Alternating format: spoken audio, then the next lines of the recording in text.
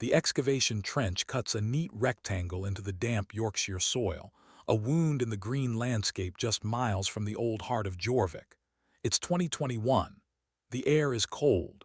Below, brushed clean by the careful hands of archaeologists, lies skeleton SK-17, female, late 20s. The bones are arranged in a formal Christian burial, hands crossed over the pelvis. But something is immediately wrong.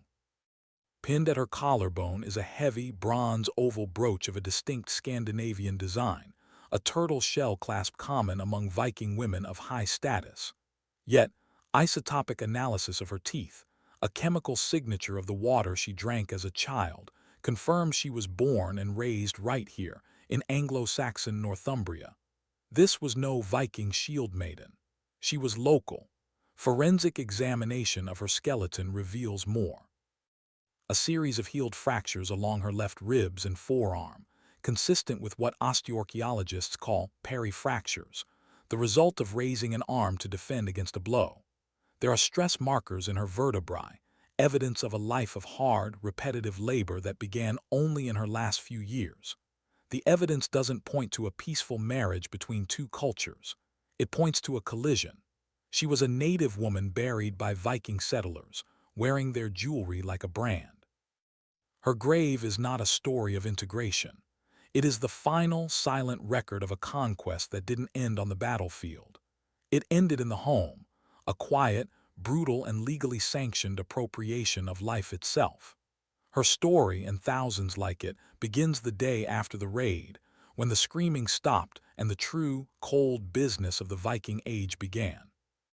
We picture Viking invasions as fire and steel, a chaos of axe and sword that descends upon a coastline and then vanishes back into the sea fog. But this is a romantic, incomplete picture. The most terrifying part of a Viking conquest was not the raid itself, but the meticulous, calculated order that followed. After the men of a village were slain, after the longships were beached and the fires had died to embers, a different kind of machinery kicked into gear. It was a system of law and social engineering, as ruthlessly efficient as any battle axe. The primary assets left in a conquered settlement were land, livestock, and the women, specifically the widows.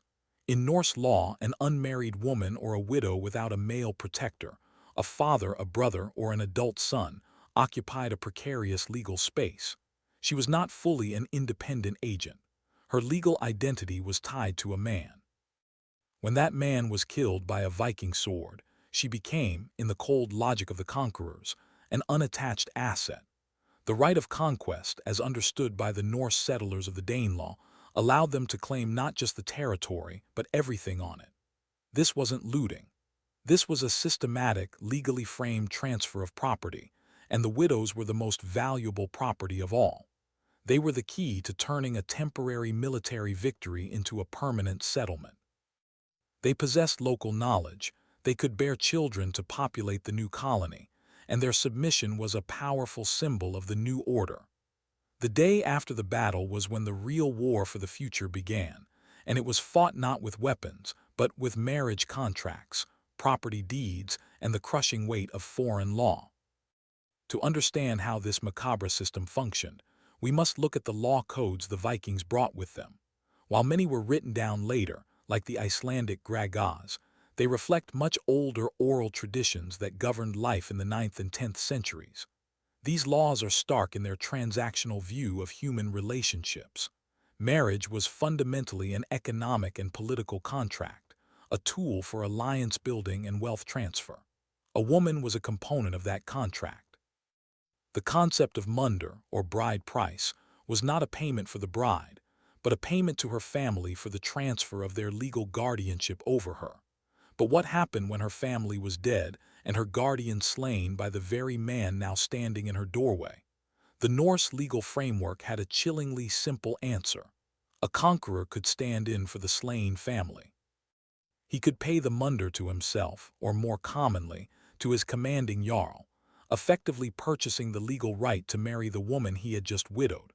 The process was swift, designed to prevent organized resistance. Chronicles from the period describe Norse war bands carrying scribes and pre-written vellum contracts in their sea chests, right alongside their weapons. These were standard forms, with blank spaces for the woman's name, her father's name, and an inventory of the land and property she brought with her. If you value historical analysis that deciphers the cold, bureaucratic evil behind the myths of berserker rage, subscribe to our channel. This is where the true horror of the Viking Age is found, not in the heat of battle, but in the cold ink of a contract signed over a fresh grave. The year is 866. Ivar the Boneless and the great heathen army have taken the Northumbrian capital of York, renaming it Jorvik. The city becomes the heart of a vast Viking territory in England, the Danelaw. This was not a simple military occupation, it was a colonization project. And for it to succeed, the Norse needed to do more than just rule. They needed to settle, to farm, to build a society.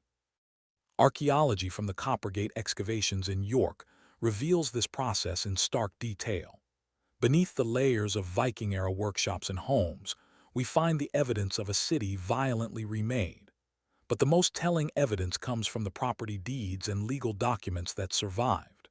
Written in Latin but stamped with Norse runes and the seals of Viking jarls, they document a massive, rapid transfer of property. Dozens of records from the late 9th century show Anglo-Saxon widows signing over their family lands, their homes, and their workshops to Norse warriors. The documents frame these transactions as marriages. The widow, now legally unprotected, agrees to marry a Viking settler. In exchange for protection, she transfers all her worldly goods to her new husband. She had no say in the matter. Her consent was legally irrelevant. Under the imposed Norse law, any man who could provide for her and pay the bride price could claim her. It was a forced marriage, a legal fiction disguising systematic appropriation. The choice presented to these women was no choice at all. Marry the man who killed your husband, or face the alternative. The alternative to marriage was the slave market. The Viking world was built on a vast and brutal slave economy, with major markets in Hedeby, Birka, and most notoriously Dublin. For a widow in the Danelaw who refused a forced marriage, this was her likely fate. She would be classified not as a potential wife, but as a thrall, a slave. Her value would be calculated with cold precision. The Dublin slave ledgers, fragments of which have survived, list human beings like livestock. An entry from circa 878 might read, "One Saxon woman, aged tilde 25, skilled in weaving and brewing, 12 silver pieces." Or one woman, older, knowledge of herbs, 8 silver pieces. Children were sold separately, their price dependent on age and health. This brutal calculus was the leverage used to enforce the marriage system. A leader of a warband could present a newly widowed woman with the terms: submit to marriage and maintain some semblance of status within the new Norse settlement, or be shipped to Dublin and sold to the highest bidder, your children scattered across the Viking world. The psychological pressure was immense. The trauma of the raid, the grief of her husband's death, the fear for her children's lives, all were weaponized to ensure compliance. The choice was between two forms of bondage: a gilded cage as the wife of a conqueror, or the literal chains of the slave pens. Faced with this, many chose the marriage contract as the lesser of two evils, a desperate act of survival in a world that had been shattered overnight. Not all women accepted this fate. Some chose a third path, one that left a macabre signature in the archaeological record. In the burial grounds surrounding raided settlements, archaeologists sometimes uncover what are known as deviant burials, mass graves that do not fit the patterns of battle casualties or normal civilian deaths. A pit excavated near Repton, a major Anglo-Saxon center captured by the great heathen army, holds a story of desperate resistance. Inside lay the skeletons of nearly 24 individuals, mostly women and young children. Forensic analysis by the University of Bristol revealed that they did not die from battle wounds. The cut marks on their cervical vertebrae were precise, all made with a small, sharp blade from the same angle. These were not murders inflicted by invaders. They were consistent with self-inflicted wounds or a coordinated group suicide. They chose death over submission. This was the ultimate act of defiance. By taking their own lives and the lives of their children, they denied the Vikings their prize. They refused to become assets in the Norse colonial machine. They refused to bear children for their conquerors or see their existing children enslaved. These silent, tragic graves are powerful testimonies to the horror these women faced. The fact that they chose the cold earth over a life under the new regime speaks volumes about what that life must have entailed.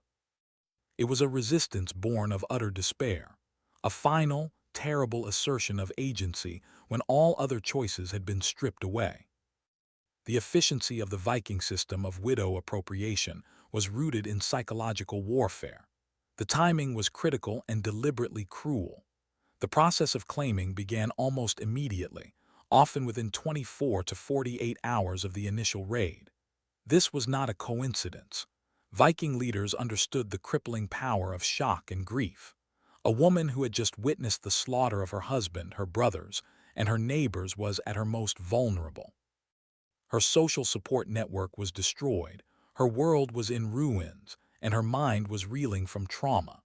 This was the precise moment the Norse captains would arrive at her door, not with axes but with contracts. Presenting the choice of marriage or slavery at the peak of a victim's disorientation maximized the chances of compliance. There was no time to properly grieve, no time to coordinate with other widows, no time to plan an escape or organize resistance. Isolation and fear were the tools used to break their will. The speed of the process also served a practical purpose for the settlers.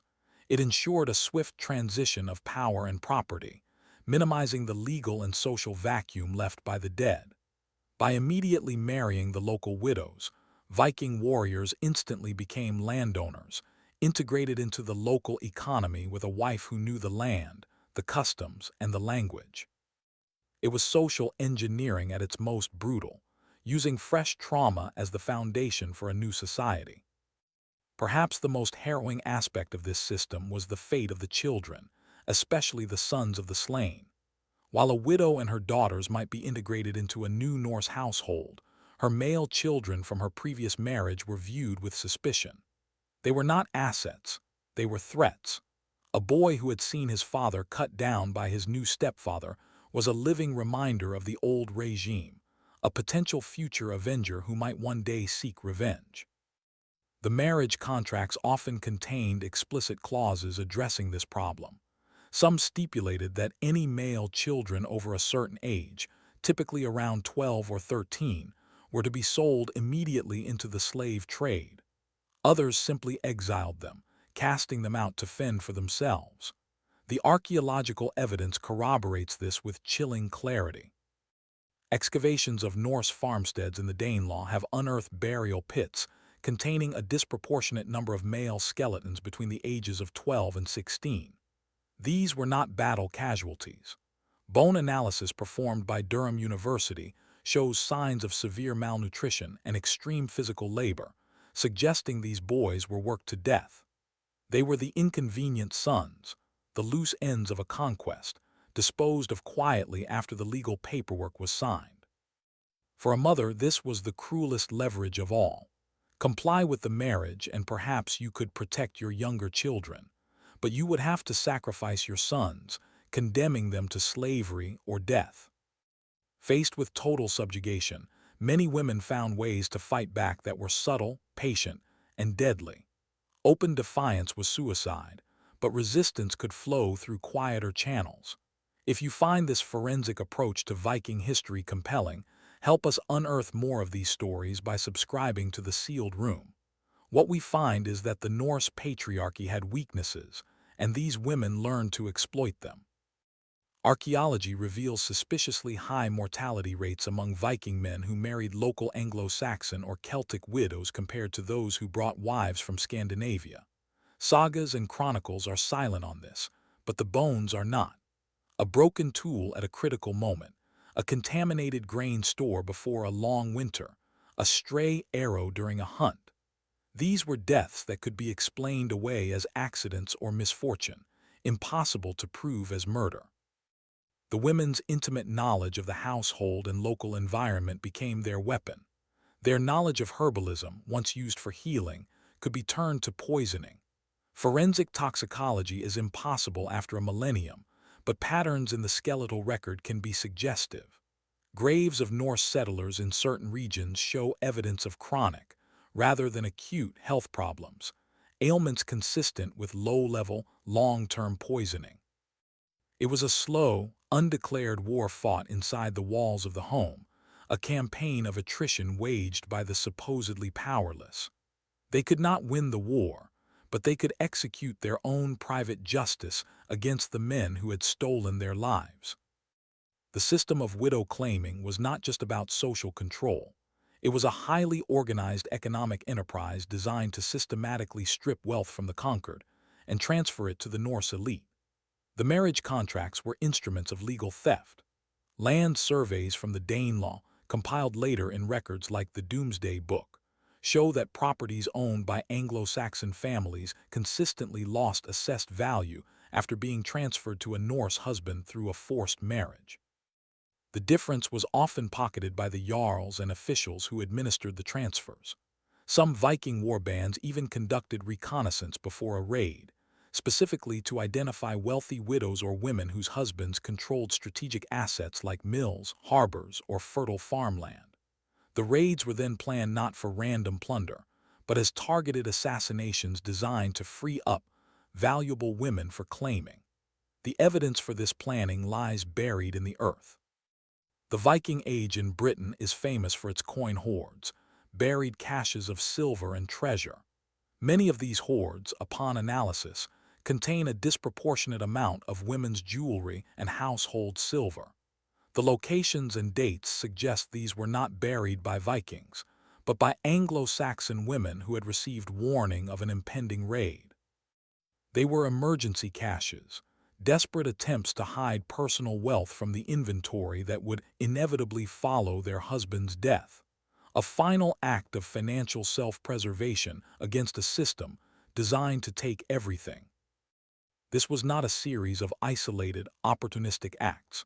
It was a standardized policy implemented with military precision across the entire Viking world. From the Norse settlements in Dublin and the Scottish Isles to the vast territories of the Kievan Rus in the east, the archaeological and legal patterns are identical. The same types of marriage contracts appear, the same patterns of deviant burials signifying resistance, the same demographic shifts in the skeletal record. The policy was so ingrained it even appears in their memorial propaganda. Certain runestones in Denmark, erected to commemorate warriors who died abroad, contain formulaic phrases that read like training maxims. One inscription from the Jelling Stone complex has been interpreted by some scholars as a chillingly brief summary of the colonial doctrine. He won Denmark and all of Norway and made the Danes Christian. But older, cruder stones offer a less polished version of the Viking mission. Fragments have been found with starker language: strike the man, claim the woman, hold the land. It was a three-step formula for conquest, taught to young warriors as part of their training. The brevity is revealing. This was not a side effect of raiding, it was the central objective. The appropriation of women was as fundamental to Viking expansion as the longship and the axe. It was the mechanism by which they transformed violent incursions into lasting dynasties, laundering brutality through the rituals of marriage and inheritance. The final, and perhaps most profound, evidence of resistance comes from an unexpected source: medieval pollen analysis. A 2018 study published in the Journal of Archaeological Science examined sediment cores from lakes and bogs near major Norse settlements in the Danelaw. They found a curious pattern. In the decades following the initial Norse takeovers, the pollen record shows a dramatic shift in agriculture. Native English crops like spelt wheat were rapidly replaced by Scandinavian varieties like rye and barley. This is expected. What is not expected is the evidence of repeated, catastrophic harvest failures of these new crops. The pollen data shows cycles of poor growth and blight that are inconsistent with climate records. The failures were localized and specific to the Scandinavian crops. The study's conclusion is startling. This was deliberate agricultural sabotage. The Anglo-Saxon widows, forced into marriage with Norse farmers, were the primary agricultural workforce. They held generations of knowledge about the local soil, drainage, and pests. They were instructed to plant new crops in fields they knew would be too damp, or to use planting techniques they knew would fail. It was a form of resistance that was invisible, silent, and devastating. By systematically undermining the food supply, these women weakened the settlements from within, creating hunger and economic instability. They turned their captors' greatest asset, their local knowledge, into a weapon of slow, grinding warfare, a battle fought with seeds and soil, proving that even in total subjugation, the will to resist finds a way to grow. The Viking documented his crimes in contracts and on runestones, but the widows wrote their defiance in the very earth itself.